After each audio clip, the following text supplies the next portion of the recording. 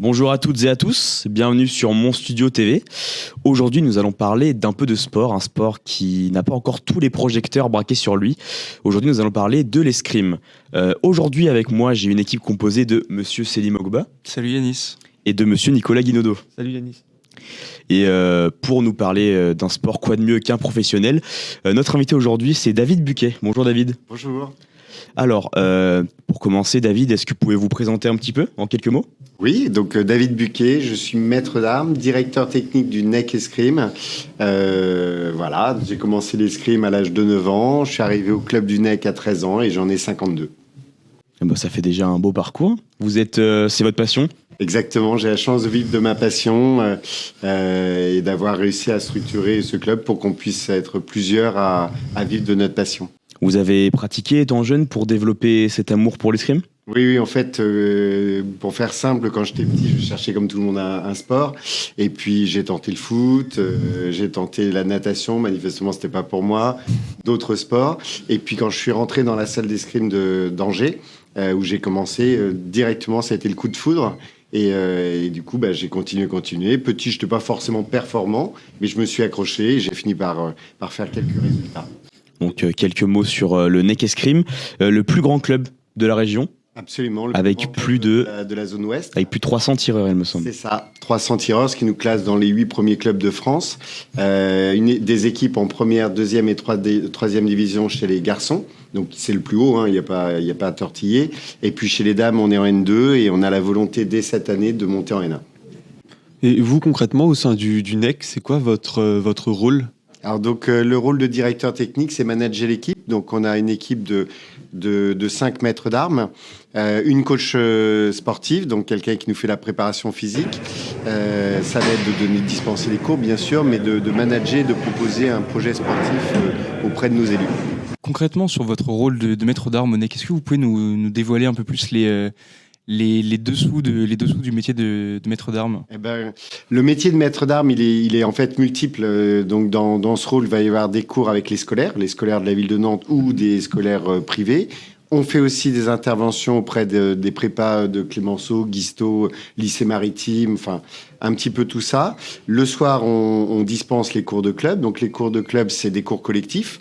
Tu vas avoir aussi des cours individuels. Donc on a une sorte de protection maître-chien qu'on met sur nous. Et l'élève est seul face à nous, où il va répéter des gammes d'exercices, où petit à petit, on va passer du rôle de complètement partenaire, le correcteur, au rôle d'adversaire si vraiment il est très fort, où on met en place une situation et il doit la résoudre. Ça va être aussi de gérer toutes les logistiques de déplacement, réservation d'hôtel, savoir qui va où, ne pas oublier l'arbitre, enfin ce genre de choses.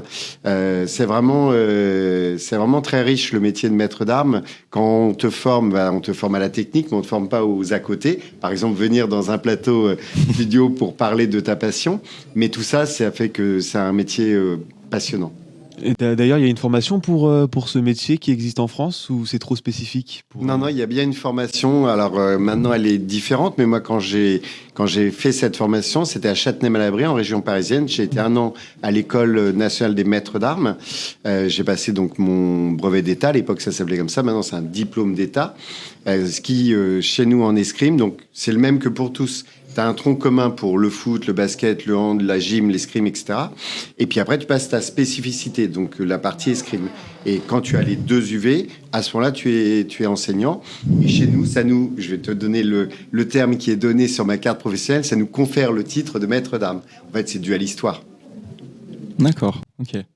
Et justement par rapport à... Est-ce que vous avez toujours rêvé depuis petit de devenir maître d'armes, ou c'est quelque chose qui vous est venu de plusieurs années après? Alors en définitive, pas tardivement, mais assez rapidement, dans le sens où quand tu es en 4e, 3e, on te demande ce que tu vas faire de ta vie, ce qui a été sûrement le cas pour vous aussi. Et du coup, tu te poses des questions. À ce moment-là, je m'étais dit que je serais bien cuisinier.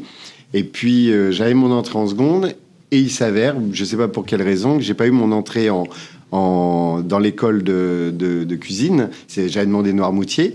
Et donc, du coup, je suis rentré en seconde. Et là, après, entre seconde et première, là, j'ai su que je voulais devenir maître d'armes. Donc, j'ai regardé quel était le cursus. Il suffisait d'avoir un bac, suffisait entre guillemets, et donc de faire le concours pour entrer à l'école de maître d'armes. Et après, j'ai tout fait. C'est-à-dire que j'ai passé mon 2e degré.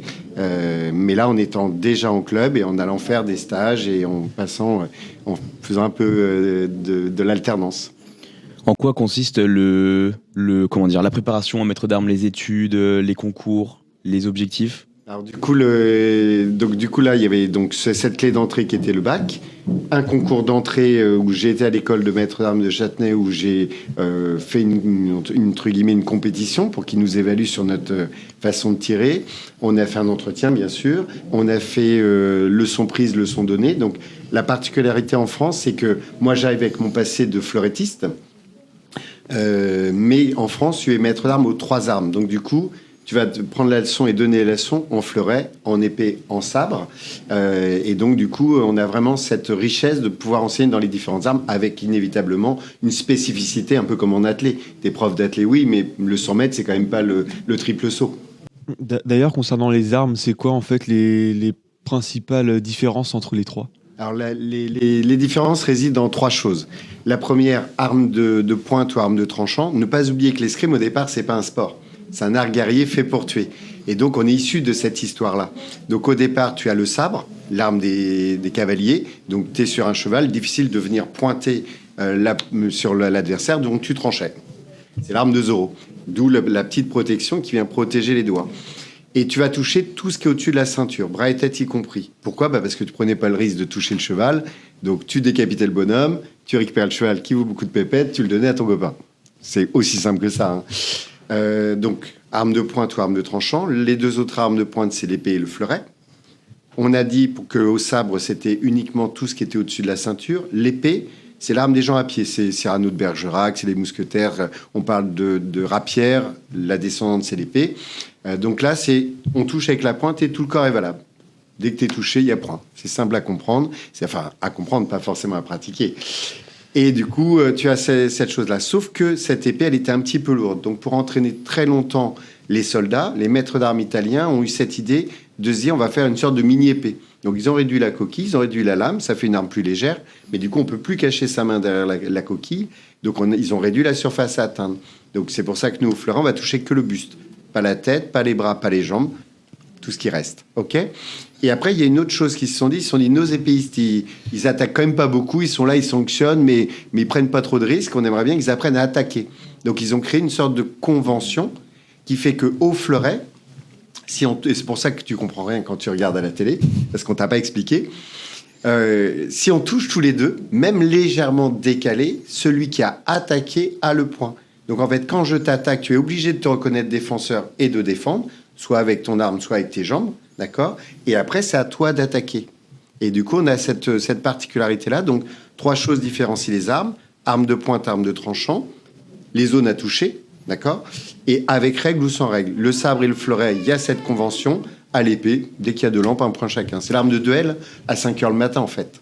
Et donc, c'est pas possible de mélanger les armes. Un combat, ça se fait forcément 2 adversaires avec les mêmes armes. Avec la même arme. Par contre, effectivement, il y a quand même pas mal de temps, les escrimeurs étaient escrimeurs à 2 voire 3 armes. Maintenant, c'est tellement devenu spécifique que c'est compliqué. L'image qui m'est venue, c'est l'escrimeur parfait, celui qui serait bon dans les 3 armes. Donc du coup, maintenant, on est vraiment athlète dans une arme. Compétition. J'avais évoqué en début d'émission le fait que les projecteurs ne sont pas encore braqués sur l'escrime, mais avec des compétitions par exemple comme les Jeux Olympiques, est-ce que après des victoires, des médailles, est-ce que ça pousse les gens à venir essayer l'escrime ? Absolument. On fait partie de ces sports olympiques où tous les 4 ans on va faire un bond de licenciés et l'objectif c'est de les garder après.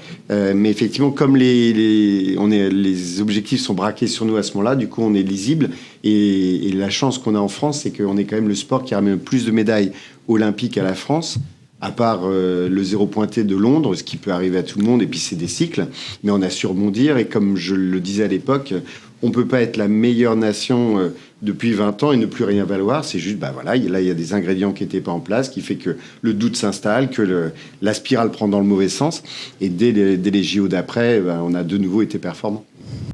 J'ai une petite question, curiosité. Si vous devez retenir un seul souvenir en tant que maître d'armes, ce serait lequel? C'est la première victoire d'un de mes élèves. En fait, j'ai la chance moi, je suis maître d'armes depuis 1990 et en 1995, donc très très rapidement, j'ai mon premier champion de France minime. Donc là, c'est un souvenir incroyable. J'avais 25 ans, donc c'est quand même super tôt. 2 ans plus tard, il fait les championnats du monde M17 cadet.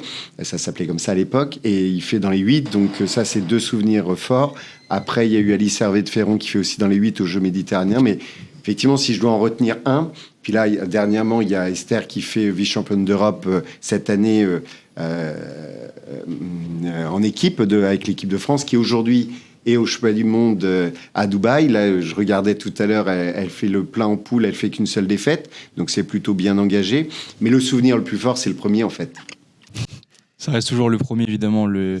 Ça doit avoir une saveur particulière d'avoir juste un élève justement que vous avez entraîné et que vous voyez atteindre les sommets. Ça doit faire quelque chose quand même. Oui, c'est ça. C'est à la fois plaisant, mais moi j'ai tendance à expliquer que je m'épanouis de chaque aventure individuelle, celle dont on va parler, les résultats, mais aussi le simple gamin qui savait pas tenir en place et qui petit à petit arrive à être dans le groupe à sa place, qui s'épanouit, qui s'enrichit. Ça va être, par exemple, je fais des cours aussi avec l'Arche, donc avec des adultes en situation de handicap mental, et j'ai eu un autiste.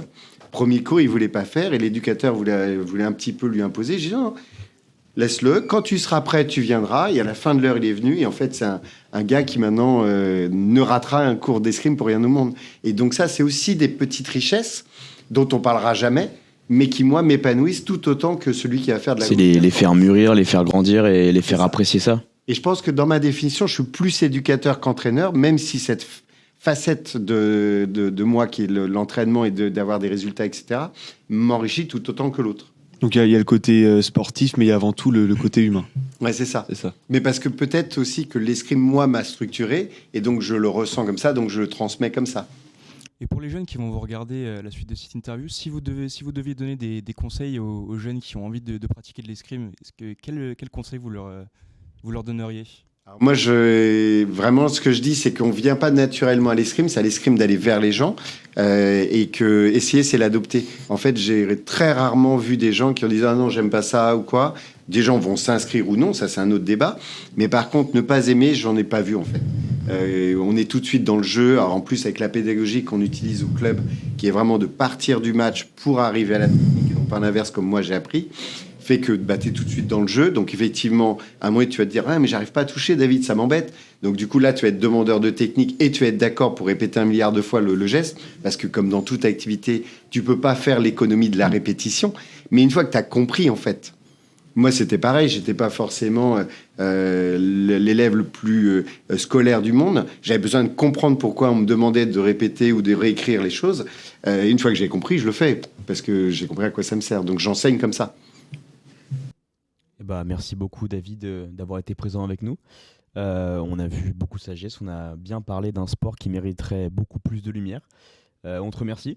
On te souhaite le meilleur ainsi qu'Onek. Merci pour votre invitation. Merci à vous d'avoir accepté. C'était un plaisir de vous recevoir aujourd'hui. C'était un plaisir. Donc on conseille à tout le monde de venir s'entraîner au Onek Escrime. C'est ça. Parce qu'on voit qu'on peut travailler avec des passionnés et ça peut donner un amour inconditionnel pour ce sport. Merci David et très bonne continuation à toi. Merci à vous pour la question. Merci. Après cette interview de David, nous avons été particulièrement intéressés par l'escrime et nous avons envoyé quelques petites caméras du côté de Mangin-Beaulieu, la salle où le NEC s'entraîne, pour en savoir un petit peu plus. Le reportage est signé Hugo Méniel avec des images de Thomas Guillard. Alors je m'appelle Antoine Roda, je suis membre du bureau, je suis vice-président du club et je suis tireur. J'ai 39 ans et j'ai commencé l'escrime au club à l'âge de 10 ans. Donc le club, je le connais très très bien, à la fois en tant que tireur et à la fois en tant que bénévole et membre du bureau. Alors le vice-président, il est là pour accompagner le président, comme son nom l'indique, et de le supplier à toutes les tâches nécessaires. J'ai aussi la partie partenariat et communication, donc je gère le site internet du club, les réseaux sociaux, Facebook, Twitter, Instagram, LinkedIn, YouTube. toute la communication pendant les compétitions qu'on organise et au niveau des partenariats, la recherche de partenariats, faire vivre les partenariats, aller en chercher des nouveaux. Là, je suis sur un projet pour faire de la cryothérapie pour les sportifs. Donc, c'est quasiment un job à plein temps, mais c'est bénévole. Et donc, le vice-président, il est là pour aussi représenter le club auprès des instances locales et fédérales pour faire vivre la passion de l'escrime. À côté de ça, je suis consultant dans l'aéronautique, dans l'industrie et ce qu'on appelle la supply chain depuis maintenant 15 ans. Beaucoup d'aéronautique, un peu d'énergie renouvelable. Donc pas du tout de relation avec de la communication ou du partenariat ou de la vice-présidence. Comment jongler c'est compliqué. Donc c'est quasiment 2 temps plein. Donc il y a un peu de souffrance aussi au sein de la cellule familiale, mais c'est tellement une passion que c'est une drogue. Donc ça passe par beaucoup de temps, ça passe par une présence un petit peu avant la session d'escrime, un petit peu après, parce qu'en plus d'être vice-président, je suis aussi tireur. Donc c'est des grosses années, c'est beaucoup de bénévolat, mais en fait, ce dont on ne se rend pas compte, c'est quand on est bénévole, on donne beaucoup de temps, mais on reçoit aussi beaucoup d'énergie. Clairement, on est un sport amateur, il n'y a pas de professionnel dans l'escrime. Donc si on ne le fait pas avec un peu de passion, clairement, de toute façon, on ne le fait pas pour l'argent. Donc on le fait par passion. Longue vie à l'escrime, longue vie au sport, longue vie au club. Et venez quand vous voulez, vous avez le droit à 3 séances d'essai gratuites. Toute l'année, il faut juste venir en jogging, un certificat médical et des pompes de sport et on prête tout le reste. Après ces images, vous n'avez donc plus aucune excuse pour ne pas vous rendre vous entraîner au NEC. C'est la fin de notre émission. Merci de nous avoir suivis. C'était Mon Studio Télé. À la prochaine.